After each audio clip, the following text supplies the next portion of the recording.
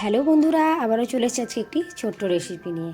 তো এখানে দিয়ে দিয়েছিলাম হলুদ তেলের মধ্যে, তার মধ্যে দিয়ে দিলাম পটল আর আলু পটলটাকে সুন্দর করে ভেজে নিব। আর তার ফাঁকেই নিয়ে নিয়েছিলাম আমি ডিম, এখানে 3খানা ডিম নিয়েছিলাম।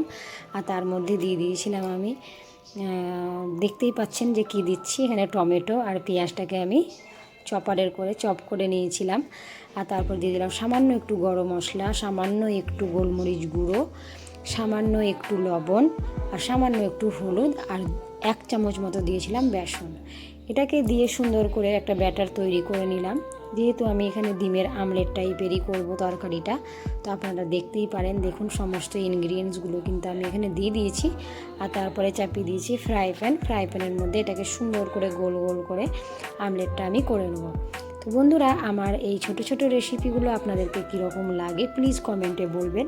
আর যদি আমার কোনো ভুল ত্রুটি হয় তাহলে কিন্তু একদমই মাফ করবেন নিজের মনে করে। তো দেখুন, এখানে কিন্তু আমার এটা কোনো প্রফেশনাল রান্না নয়, এটা আমি ঘরোয়া রান্না করছি, এটাই আপনাদের সঙ্গে শেয়ার করছি। তো যাই হোক, এখানে আমার ডিমের আমলেটগুলো করা হয়ে যাচ্ছে। আর সুন্দর করে কিন্তু করে ভাগ করে কেটে নেব ছোট ছোট করে, যেহেতু এটাকে কিন্তু আবার ঝোলের মধ্যে দিতে হবে। তো তারপরে কিন্তু করে নিলাম আমি একটা মশলা, বেসিক মশলা যেটা থাকে, এটাতে কিন্তু পেঁয়াজ আমি ইউজ করিনি। তারপরে ভেজে রাখা যেগুলো সবজিগুলো ছিল সেইগুলোকে এখানে দিয়ে দিলাম। তো বন্ধুরা, আমার ভিডিও আপনাদেরকে কীরকম লাগে প্লিজ বলবেন, আর পাশে থাকবেন। আমার ভিডিও কীরকম লাগে প্লিজ কমেন্ট করে কিন্তু জানাবেন, ঠিক আছে? তো দেখুন, এখানে সমস্তটা দিয়ে আমার কিন্তু এবারে ঝোল ফুটে আসতে গেলেই রেডি। তো পাশে থাকবেন, টাটা বাই বাই, আবার দেখা।